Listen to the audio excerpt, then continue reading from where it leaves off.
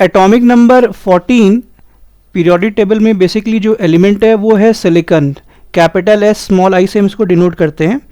Basically आज जो modern technology की जब हम बात करते हैं ना, जैसे कंप्यूटर चिप्स वगैरह जहाँ भी यूज़ हो रही है ना, उसमें सिलिकॉन ही है, सिलिकॉन का उसमें इम्पॉर्टेंट रोल है।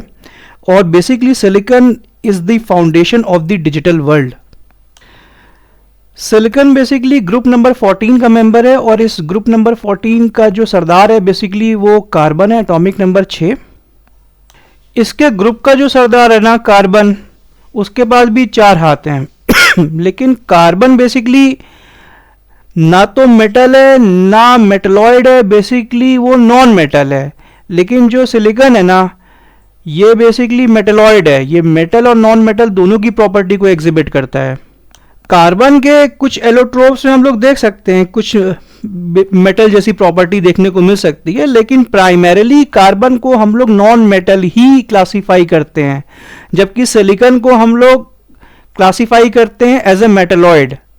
हैं ये लोग एक ही ग्रुप के, और ये ग्रुप है group number 14। Silicon basically electronics का दिल है, क्योंकि भैया जो सेमीकंडक्टर्स हम लोग बना रहे हैं ना उसका की मटेरियल है। तो computer, smartphone, solar panels, chips जहां भी कुछ भी है ना तो उसमें सिलिकॉन है। और इसीलिए ना हम लोग सिलिकॉन वैली की बात करते हैं। इंडिया की जो सिलिकॉन वैली है वो बेसिकली बैंगलोर है, वर्ल्ड में कैलिफोर्निया। जब हम लोग अर्थ क्रस्ट की बात करते हैं, अर्थ क्रस्ट माने कि अर्थ के ऊपर जो पपड़ी है ना, जिसमें सॉइल है, रॉक्स है ना, सैंड है, तो बेसिकली उसमें हम लोग देखते हैं ना कि अर्थ क्रस्ट बेसिकली 2 तरह से उसमें हम लोग डिफाइन करते हैं। एक कॉन्टिनेंटल अर्थ है ना क्रस्ट, और दूसरी ओशियानिक क्रस्ट। कॉन्टिनेंटल क्रस्ट के बारे में हम लोग बोलते हैं कि वो सियाल से बनी है, सिलिकॉन एंड एल्यूमिनियम। और ओशियानिक क्रस्ट के बारे में हम लोग कहते हैं कि वो सिलिकॉन और मैग्नीशियम सीमा से बनी हुई है। तो अब बेसिकली जब हम लोग अर्थ क्रस्ट में एलिमेंट्स की बात करते हैं ना, सबसे अबंडेंट एलिमेंट जैसा कि हम बार बार डिस्कस कर चुके हैं, दैट इज ऑक्सीजन, है ना, अप्रॉक्सीमेटली लेट इट बी 46%। और उसके बाद जो सेकेंड मोस्ट अबंडेंट एलिमेंट है अर्थ क्रस्ट में वो बेसिकली सिलिकॉन है, लगभग 27% आप मान लो। तो अब जो ये सिलिकॉन है ना, ये सिलिकेट्स और सिलिका जो सैंड है ना वो बेसिकली सिलिका है ना, इनके फॉर्म में मिलती है रॉक्स में। और जब हम लोग मिनरल्स की बात करते हैं ना, तो जैसे क्वार्ट्ज है, फेल्डस्पार है, तो ये मिनरल्स हैं। मिनरल वो हैं जिनको आप माइन कर रहे हो, जिनकी कुछ इकोनॉमिक वैल्यू है, और वो मिनरल्स हैं जिनसे आप इकोनॉमिकल तरीके से कोई मेटल एक्सट्रैक्ट कर सकते हैं। तो यदि हम लोग वेन डायग्राम को यूज करके यदि हम समझते हैं ना, तो ये जो अंदर का गोला है ना वो बेसिकली ओर है, और वो है जिनसे हम मेटल्स को इकोनॉमिकली वायबल तरीके से एक्सट्रैक्ट कर पा रहे हैं, है ना। और बेसिकली सारे और मिनरल्स ही होते हैं, और मिनरल्स वो हैं जिनको माइन करते हैं और जिनकी कुछ इकोनॉमिक वैल्यू होती है। All ores are minerals but all minerals are not ores.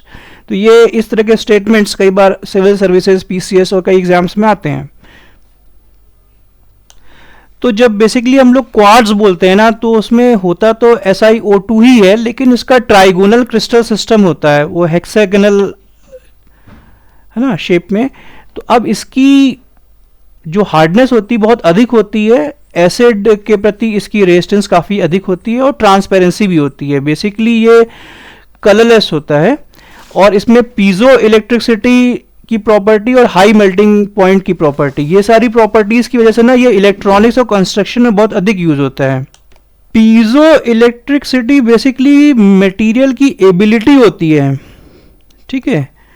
तो यदि उस मटेरियल को के ऊपर ना कोई मैकेनिकल स्ट्रेस डाले, मतलब कोई मैकेनिकल दबाव डाले ना, तो वो इलेक्ट्रिक चार्ज जनरेट करते हैं।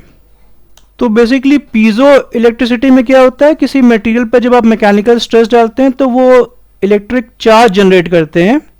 और इसका उल्टा भी होता है, यदि इलेक्ट्रिक फील्ड अप्लाई कर दिया जाए ना मटेरियल पर, तो बेसिकली ये जो मटेरियल है ना ये डिफॉर्म करते हैं और वाइब्रेट करते हैं।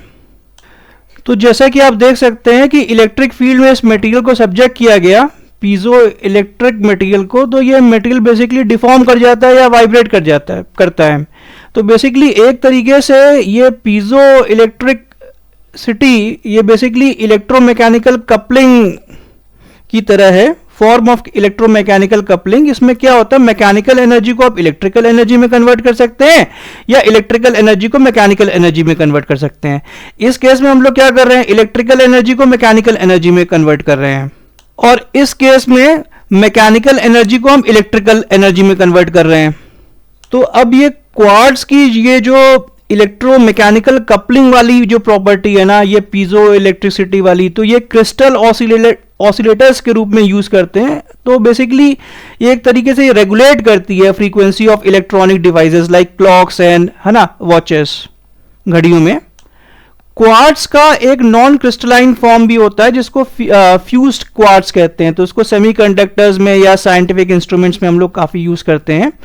और बेसिकली क्वार्ट्ज ना ये तीनों तरह की रॉक्स में मिलता है, इग्नियस हो, मेटामॉर्फिक हो, सेडिमेंट्री हो, और एक बेसिकली मोह स्केल होता है जिसमें हम लोग हार्डनेस की टेस्टिंग करते हैं। तो क्वार्ट्ज की ना जो हार्डनेस वैल्यू है वो 7 है। और आप में से कुछ लोग जानते होंगे कि डायमंड की जो हार्डनेस वैल्यू है ना मोह स्केल में, वो बेसिकली 10 होती है। ठीक है, ये क्वार्ट्ज बेसिकली कलरलेस होता है, लेकिन कुछ इंप्योरिटीज क्या करती है ना, कई बार इसको कुछ कलर दे देती हैं, जैसे कि पर्पल रंग है ना, तो हम लोग देखें एमिथिस्ट में, या पिंक रंग, उसको रोज क्वार्ट्ज कहते हैं, येलो जो सिट्रीन है। तो बेसिकली ये जो एमिथिस्ट है ना, ये जेमस्टोन यूज होता है एस्ट्रोलॉजी में भी। ये मीन राशि के लिए होता है, जनरली ये लव, काम, सूदिंग एनर्जीज के लिए होता है। और ऐसे ही जो रोज क्वार्ट्ज होता है ना पिंक कलर का, ये वृषभ राशि जो टॉरस है या तुला राशि है लिब्रा, उसके लिए यूज होता है।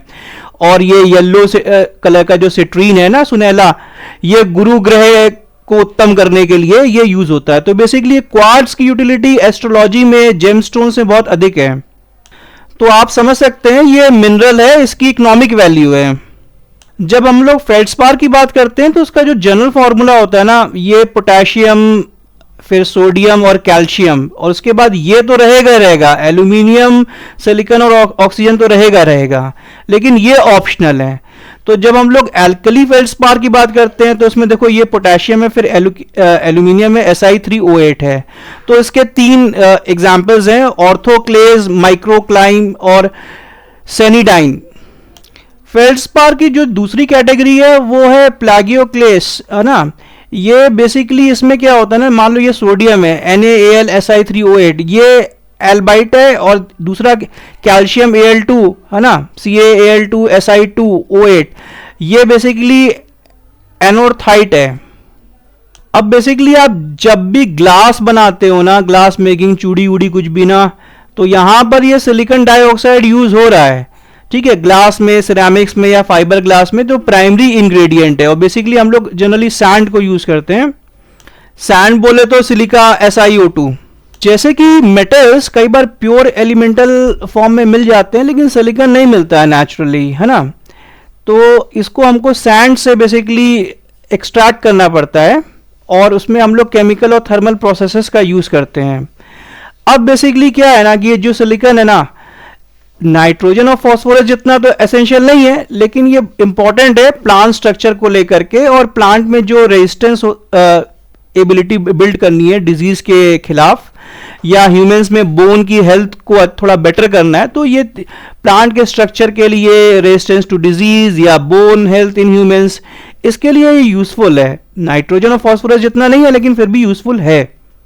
अब जैसे कार्बन के 4 हाथ होते हैं, सिलिकॉन के भी 4 हाथ होते हैं। तो ये काफी हद तक बॉन्डिंग में हम देखेंगे ना, कार्बन की तरह बिहेव करता है। ये बहुत सारे कॉम्प्लेक्स स्ट्रक्चर्स बनाता है, कॉम्प्लेक्स सिलिकेट स्ट्रक्चर्स बनाता है। तो हम लोग ये देखेंगे ना, इसीलिए जो क्लेज है, सॉइल्स हैं, रॉक्स हैं, तो इन सब में हम देखेंगे सिलिका का बड़ा महत्वपूर्ण रोल है। और एक बात ये जान जाओ, जब हम लोग माइक्रोचिप्स की बात करते हैं ना, तो हमको सिलिकॉन का बड़ा प्योरेस्ट फॉर्म चाहिए। तो ये बेसिकली 9 9s मतलब 99 पॉइंट, अब यहाँ पे 7 बार 9 है, इतने % की प्योरिटी चाहिए, तभी आपको फ्लॉलेस परफॉर्मेंस मिलेगी। Is this point clear?